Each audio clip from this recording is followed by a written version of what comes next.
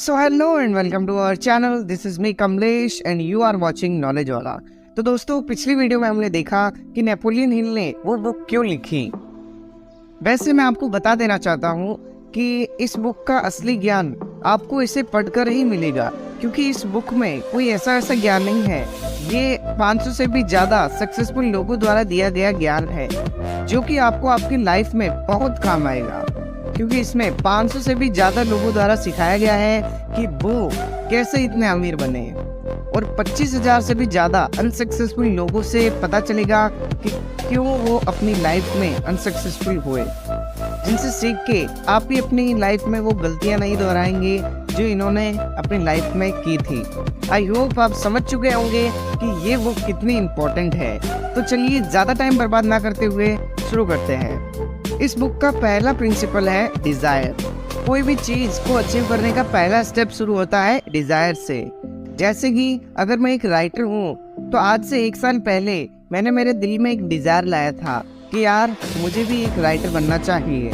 और ये कोई ऐसा डिज़ायर नहीं था, ये एक इंटेंस बर्निंग डिज़ायर था, जिससे मैं अपने गोल के लिए अपनी सारी एनर्जी, अपना सारा पावर, अपना सारा एफर्ट उसे पूरा करने के लिए लगा दूँ। तो दोस्तों, आप भी अपने अंदर एक ऐसा ही इंटेंस बर्निंग डिज़ायर ला सकते हैं। इसे लाने के लिए क्या क्या स्टेप्स हैं, क्या क्या तरीके हैं, ये सारी बातें इस बुक में आपको अच्छे से बताई गई है। I hope you understand. मैं आपको ये पूरी बुक पढ़वाना चाहता हूँ ताकि आप अपनी लाइफ में आगे बढ़ो, लेकिन मैं आपको ये सारे प्रिंसिपल्स शॉर्ट में बता देता हूँ। तो चलिए दूसरे प्रिंसिपल की तरफ आगे बढ़ते हैं। अगर मैं आपको कहूँ कि आपको सुबह जल्दी उठना है 4 बजे और सुबह उठ के एक्सरसाइज करनी है, जिससे आप अपनी लाइफ में बहुत स्वस्थ फील करोगे, बहुत एक्टिव रहोगे, तो इसके बहुत ज़्यादा चांसेस हैं कि आप ये नहीं कर पाओगे। लेकिन अगर मैं आपको कहूँ आप सुबह जल्दी उठोगे तो मैं आपको $1 मिलियन दूंगा। अगर आपको मेरी बात पर फेथ है, यकीन है, मैं आपको $1 मिलियन दूंगा सीधा आपके बैंक अकाउंट में, तो आप पक्का सुबह 4 बजे उठ पाओगे। यही पावर है फेथ का। अगर आपको आपके गोल पर फेथ ही नहीं है, यकीन ही नहीं है, आपके अंदर वो बिलीव ही नहीं है, तो कभी भी आपका वो गोल पूरा नहीं हो पाएगा। इसीलिए नेपोलियन हिल का दूसरा प्रिंसिपल है हैविंग अ फेथ। और फेथ ऐसा नहीं होना चाहिए, आपका फेथ इतना स्ट्रांग होना चाहिए कि वो आपके सबकॉन्शियस माइंड में बैठा रहे, जो कि आपको एक्शन लेने के लिए अनकॉन्शियसली मोटिवेट रखे, और आपको सोचना ना पड़े अपना एक्शन लेने के लिए और अपने सपनों को पूरा करने के लिए। वो कैसे कर सकते हैं? उसका भी आंसर इस बुक में दिया हुआ है। तो आगे बढ़ते हैं तीसरे प्रिंसिपल की तरफ। थर्ड प्रिंसिपल है auto suggestion. Auto suggestion basically आपके सबकॉन्शियस माइंड और कॉन्शियस माइंड के बीच का अंतर है। ऑटो सजेशन आपकी डिज़ायर को और आपके फेथ को पक्का करने में बहुत हेल्प करता है। इसमें आपको अपने ब्रेन को अच्छे सजेशन शेयर करने होते हैं, जिससे आपका डिज़ायर बड़ा बने और आपका फेथ बड़ा बने। और ये कैसे करना है, ये भी इसी ही बुक में दिया है। तो चलते हैं अपने फोर्थ प्रिंसिपल की तरफ। इसका नाम है स्पेशलाइज्ड नॉलेज। इसका मतलब ये है कि आपको एक ही फील्ड में एकदम स्पेशलाइज्ड नॉलेज लेनी है। जैसे कि डॉक्टर जो अपनी फील्ड में एकदम स्पेशलाइज्ड नॉलेज लेता है। अब आपको लग रहा होगा कि ये स्पेशलाइज्ड नॉलेज है क्या, तो मैं आपको याद दिलाता हूँ कि ब्रूस ली नाम का एक बहुत ही खतरनाक मार्शल आर्ट प्लेयर था, जो कि बहुत स्ट्रांग था और बहुत ही फिट था। लेकिन आपको पता है कि उसकी मृत्यु कैसे हुई? उसकी मृत्यु ज़्यादा पानी पीने से हुई। लिटरली आपको लग रहा होगा कि ज़्यादा पानी पीने से किसकी मृत्यु हो सकती है, और नॉर्मली हमें जनरल नॉलेज में हमें यही सीखने को मिलता है कि ज़्यादा पानी पीना हमारे सेहत के लिए अच्छा है। लेकिन स्पेशलाइज्ड नॉलेज वाले को ही पता होता है कि कब उसे ज़्यादा पानी नहीं पीना चाहिए, क्योंकि ज़्यादा पानी पीने से हमारी किडनी पर बहुत ही ज़्यादा प्रभाव पड़ता है, जिससे हमारी किडनी में स्टोन्स बनने लगते हैं या फिर हमारी किडनी फेल भी हो जाती है। तो सिर्फ एक स्पेशलाइज्ड नॉलेज वाले बंदे को ही इतना पता होता है कि कब उसे ये चीज़ करनी चाहिए या नहीं करनी चाहिए। लेकिन जनरल नॉलेज तो हमें यही सिखाती है कि ज़्यादा पानी पीना चाहिए। तो कई बार सक्सेस और फेलियर के बीच का प्रॉब्लम यही होता है कि लोग जनरल नॉलेज तो ले लेते हैं, लेकिन स्पेशलाइज्ड नॉलेज नहीं लेते हैं। जैसे कि कई लोग 10-15 मिनट की अच्छी बुक की समरी तो देख लेते हैं और उसका जनरल नॉलेज भी ले लेते हैं कि हाँ ये बुक ये सिखाती है, लेकिन उसकी एक डिटेल में स्पेशलाइज नॉलेज नहीं लेते हैं, जो कि उसको पढ़ के आपको एक ओरिजिनल नॉलेज मिलती है, जो कि कई बार डिफरेंस क्रिएट कर देती है। इसलिए मैं भी आपको यही सजेस्ट करता हूँ कि आपको सिर्फ समरी तक ही सीमित नहीं रहना है, आपको वो पूरी की पूरी बुक पढ़नी चाहिए। तो चलिए अब आगे बढ़ते हैं अपने पांचवें प्रिंसिपल की तरफ। तो पांचवा प्रिंसिपल है इमेजिनेशन।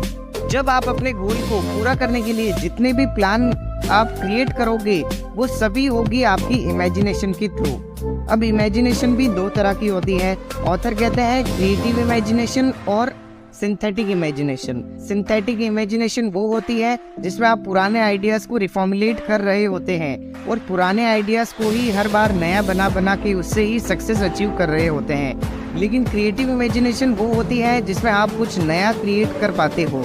और अगर आज के ज़माने में आपको बहुत अमीर बनना है तो आपको क्रिएटिव इमेजिनेशन ही करनी चाहिए। इसके लिए बेस्ट बुक्स है द पर्पल काउ, 0 to 1, जो कि आपको क्रिएटिव इमेजिनेशन वाले माइंडसेट बताती है कि आपको कैसे दूसरे लोगों से हटकर होना पड़ेगा। तो चलिए आगे बढ़ते हैं अपने 6th प्रिंसिपल की तरफ, जिसका नाम है ऑर्गेनाइज्ड प्लानिंग। इसमें ये बताया गया है कि जो भी आपकी डिज़ायर है उसको आप एक्शन में कैसे बदल सकते हो, ये बताया गया है। जिस तरह ऑर्गेनाइज्ड नॉलेज होती है उसी तरह ऑर्गेनाइज्ड प्लानिंग भी होती है, जिससे आपको क्लियरिटी मिले कि पहले मुझे क्या करना चाहिए, फिर क्या करना चाहिए, फिर क्या करना चाहिए, जो कि आपको एक्शन लेने में हेल्प करेगा, वरना आप कंफ्यूज रहेंगे और प्रोक्रेस्टिनेशन करते रहेंगे।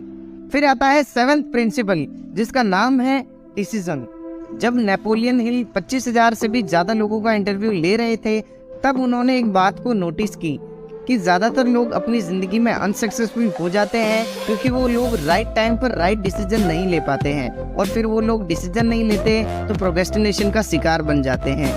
उनके पास क्लियरिटी नहीं होती है, इसलिए वो सही एक्ट नहीं कर पाते। तो चैप्टर 7 में आपको डिसीजन से रिलेटेड काफ़ी अच्छे से बात की गई है ताकि हमें पता चले कि कैसे अच्छे डिसीजन ले सकते हैं। तो चलिए आगे बढ़ते हैं अपने 8th प्रिंसिपल की तरफ, जिसका नाम है परसिस्टेंसी। जब आपका बर्निंग डिजायर और आपका विल पावर एक साथ कंबाइन होता है तब आता है परसिस्टेंस, और persistence is most important thing. किसी भी फील्ड में आपको सक्सेस अचीव करनी है तो उसका सबसे बेस्ट वे है परसिस्टेंसी। जैसे कि ज़्यादातर लोग स्टार्ट तो कर देते हैं लेकिन उसे परसिस्टेंसी के साथ फॉलो नहीं कर पाते, और यही कारण है कि वो जल्दी ही हार मान जाते हैं।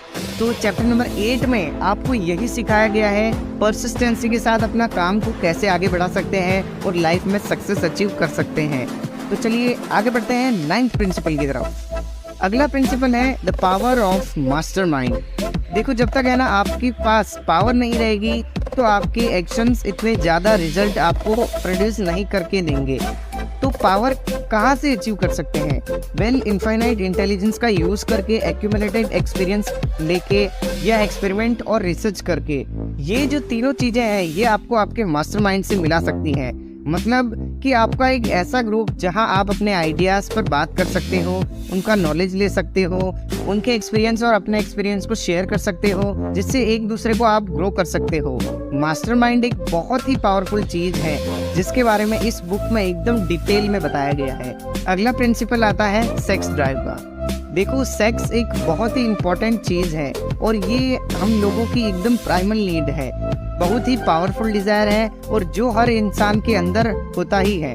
इस चैप्टर में ऑथर बता रहे हैं कि कैसे आप अपने सेक्स ड्राइव का यूज़ करके सक्सेस अचीव कर सकते हैं, जो कि ऑब्वियसली बहुत पावरफुल होती है।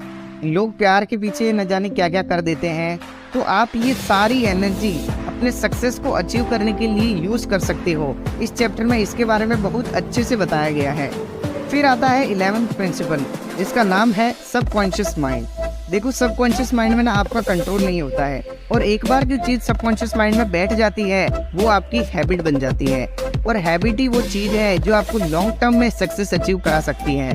इसलिए इस चैप्टर में आपको सबकॉन्शियस माइंड के बारे में एकदम अच्छे से बताया गया है कि सबकॉन्शियस माइंड से हम कैसे सक्सेस अचीव कर सकते हैं। इसके ऊपर तो पूरी एक बुक भी बन चुकी है जिसका नाम है the power of subconscious mind. तो आगे बढ़ते हैं अपने 12th प्रिंसिपल की तरफ, जिसका नाम है द ब्रेन। ऑथर कहते हैं कि इस यूनिवर्स में इनफाइनाइट इंटेलिजेंस मौजूद है और हमें इस इनफाइनाइट इंटेलिजेंस को एक्सेस करना आना चाहिए। ये एक्सेस करने में हमें हमारा ब्रेन हेल्प करता है कि कैसे वो वाइब्रेशंस की वजह से न्यू आइडियाज़ को डेवलप कर सकता है। इसके बारे में ही इस पूरे चैप्टर में बताया गया है। लास्ट प्रिंसिपल है सिक्स्थ सेंस। सिक्स्थ सेंस के बारे में बताने के लिए अगेन ऑथर इनफाइनाइट इंटेलिजेंस की बात कर रहे हैं कि कई बार ना आपको फ्लैशेस आते हैं, हंचेस आते हैं इंस्पिरेशंस वाले, जिससे आपको आइडियाज़ मिलते हैं जो कि हमें बताते हैं कि हाँ हमें ये करना चाहिए, ये नहीं करना चाहिए। ऐसे आइडियाज़ ही कई बार हमें सक्सेस दिलाने में हेल्प कर देते हैं।